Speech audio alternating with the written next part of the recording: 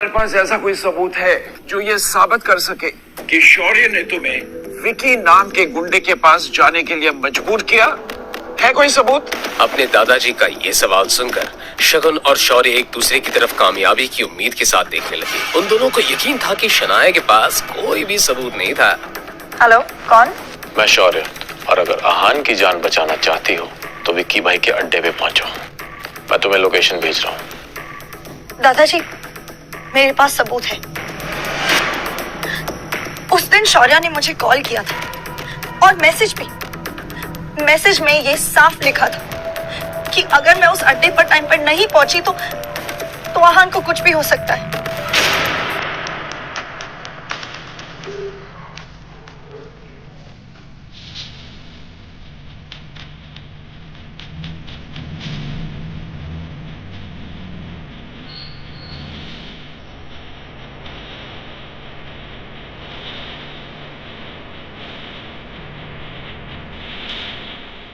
शौर्य, अब इसके बारे में तुम क्या कहना चाहोगे? दादाजी, शनाया को शायद कुछ गलत फहमी हुई है, क्योंकि ये मैसेज जिस नंबर से आया है ये मेरा नंबर है ही नहीं, और ना ही मैंने कोई कॉल किया। ये सुनकर शनाया हैरान रह गई, अपना मोबाइल देखने लगी, मगर शौर्य की बात तो सच थी। वैसे शनाया सच कह रही है और शौर्य ही गलत है। ये प्रूव करना मेरे लिए इतना मुश्किल नहीं है, लेकिन मैं चाहता हूँ कि शनाया को इस हादसे से सबक मिले, ताकि अगली बार जब कोई शनाया को फ्रेम करने की कोशिश करे तो वो इतनी आसानी से किसी के चुंगल में ना फंस जाए। इसका मतलब ये है कि शनाया के पास कोई ऐसा सबूत नहीं है जो साबित कर सके कि शौर्य ने कुछ गलत किया है या वो गलत है। दादाजी, मैं एक औरत होके इतनी सीरियस बात के बारे में झूठ क्यों कहूंगी? हर्ष मेहरा के साथ सोते वक्त तुम्हारे औरत की कमजोरी तुम्हें नजर नहीं आई? तब तो बड़ी अय्याशी उछल रही थी, और अब अपने मतलब के लिए तुम दादाजी से सिंपैथी लेना चाह रही हो। आनंद गिल के एक्सप्रेशन से ये बात साफ थी कि अब उन्हें शनाया पर बिल्कुल यकीन नहीं था। शनाया, मैंने तुम्हें हमेशा अपनी सगी बहन के जैसा माना, और तुम मुझ पर ये झूठे इल्जाम लगा रही हो। आखिर क्यों? एक प्रोजेक्ट के लिए। अरे तुम मुझसे कह देती, मैं खुशी खुशी तुम्हें दे देता। और मुझे ऐसा लगता है कि ये सब ना इस आहान की वजह से हो रहा है। इसी ने तुम्हें हमारे खिलाफ भड़काया है। और भड़काने तक तो ठीक था। क्या ये आहान जानता है कि तुम इसकी पीठ पीछे क्या क्या करती हो? I'm sure जानता ही होगा। क्या सब पता होने के बावजूद भी आहान को कोई एतराज नहीं? या आहान तुम जानबूझकर अपनी बीवी को गैर मर्दों के साथ? छी, मुझे तो एक कहने में भी शर्म आ रही।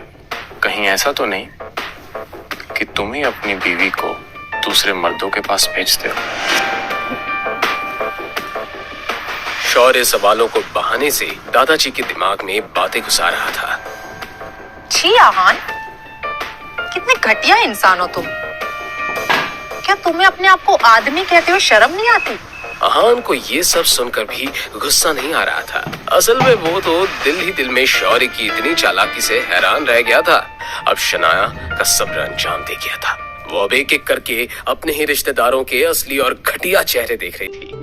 शनाया को अंदर से ऐसा लगा मानो वो पूरी तरह से हिल गई थी।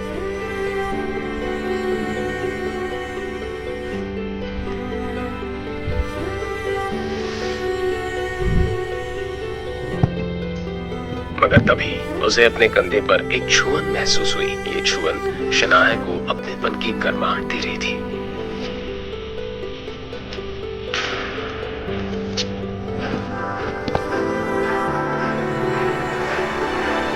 आहान को इस सब में कितना कुछ सुनना पड़ रहा है, मगर मैं ना अपनी सपोर्ट में ना उनके सपोर्ट में कुछ कह पा रही हूँ।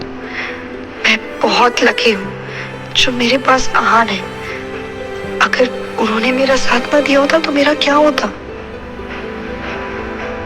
फाइनली मेरे पास ऐसा कोई है जिस पर मैं डिपेंड कर सकती हूँ।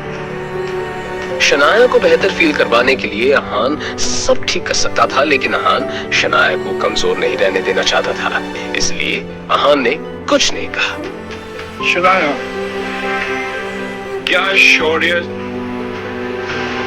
सच कह रहा है? अगर शौर्य की बात सही थी तो शनाया ने अपने परिवार की मर्यादा को पार किया था, और गिल परिवार में ऐसी घटिया गलती की कोई माफी नहीं होती, सिर्फ सजा थी, परिवार से बेदखल करने की सजा। अब शनाया हार गई थी और सुबकते हुए रोने लगी। अब तो मैं ये भी साबित नहीं करना चाहती कि मेरी कोई गलती नहीं है। ऐसे भी मेरे कुछ कहने ना कहने से कोई फर्क नहीं पड़ने वाला। अब जब शनाया ने अपने घुटने टेक दिए थे तो अहान को ही अपनी बीवी का साथ देना था।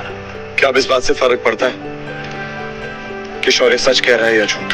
लड़के, आखिर तुम कहना क्या चाहते हो?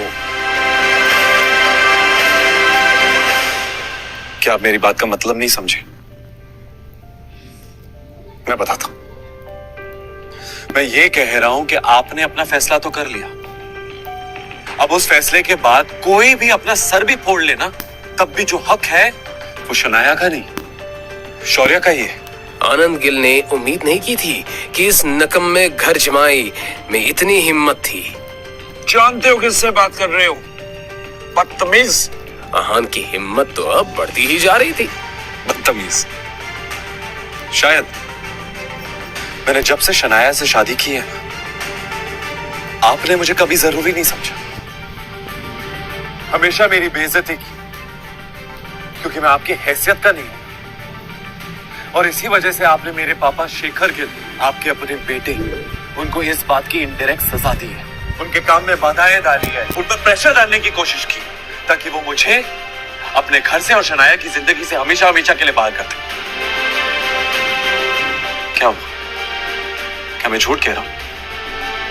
दादाजी, जो सच बयान करता है ना, वो हमेशा बदतमीजी कहलाता है। ये बात सुनने में आनंद गिल ऊपर से तो बहुत शांत लग रहे थे, मगर उनके दिल में एक तरह का तूफान बन गया था। इस निकम्मे घर जवाई को इस बारे में कैसे पता चला? मैं सब कुछ जानता हूं। रोजे इस बात से कोई एतराज नहीं है। मुझे बस प्रॉब्लम इस बात से है कि इस सब में शनाया को इन्वॉल्व किया जा रहा है। उस पर ज्यादती हो रही है। शनाया मेरी पोती है और वो मेरी बीवी है। आप मुझे चाहे जितना परेशान कीजिए, मैं चुपचाप सह लूंगा, और शनाया को नहीं। उसे जरा से भी तकलीफ नहीं होनी चाहिए। और अगर तकलीफ हुई तो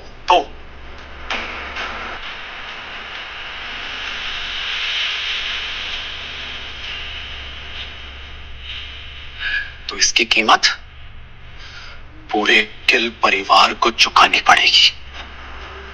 अहान की ये बात सुनकर शनाया इमोशनल होकर रोने लगी। पापा सही कहते हैं, मेरे पास हमेशा से हीरा है। अगर उस हीरे ने हमेशा कोयला होने का दिखावा किया।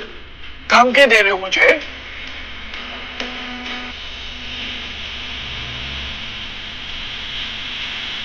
अगर आप उसे धमकी समझ रहे हैं तो धमकी सही। आज मैं आपको आखिरी बार दादाजी कहकर बुला रहा हूं। आगे से अपना ध्यान रखिएगा। अपनी बात कहने के बाद अहान ने शनाया का हाथ पकड़ा और वहां से चला गया।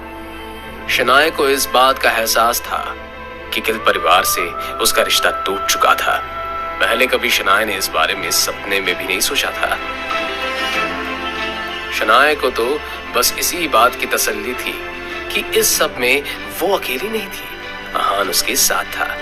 शनाया को कुछ खोने का गम नहीं था। वो तो बस जो था उसी के साथ खुश थी। शनाया को रियलाइज हुआ कि असली अहान ऐसा दिखता था, इतना कॉन्फिडेंट, इतना ब्रेव।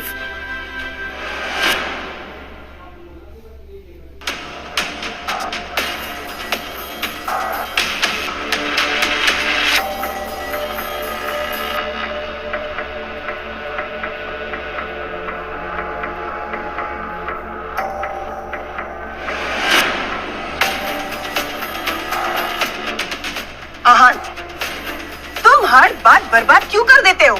अब क्या हो गया था? क्या अहान की वजह से कोई बड़ी मुसीबत आ गई थी? जानने के लिए सुनते रहिए secret Amirzada only on Pocket FM.